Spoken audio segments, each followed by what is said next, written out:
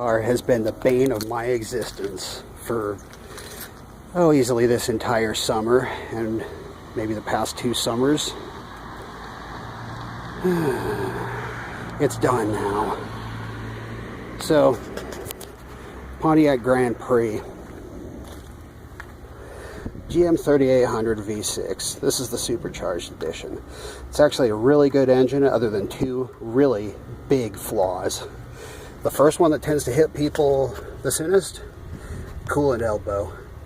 Those, the original ones, are plastic. They break off inside of your intake manifold right at the O-ring, and you start peeing coolant everywhere. That is a huge problem. I went with aluminum this time. I'm not screwing around. The second thing, really hard to see.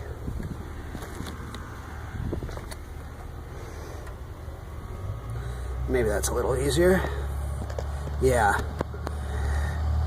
Where you see that orange down there, and then that glop, and then that's where it's lighter right there. New lower intake manifold gaskets.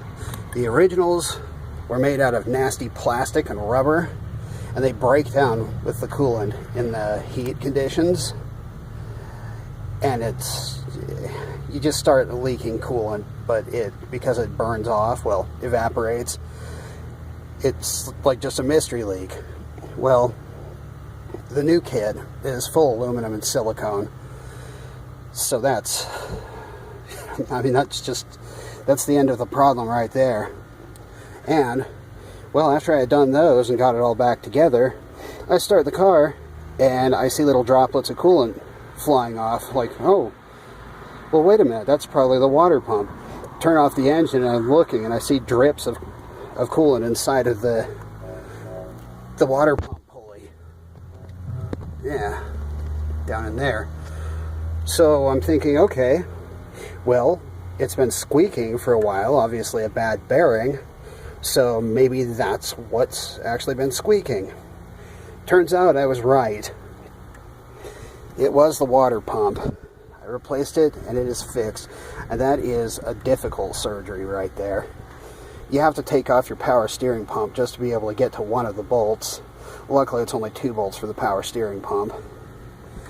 But let's see, what else was there? Oh yeah, my coolant reservoir.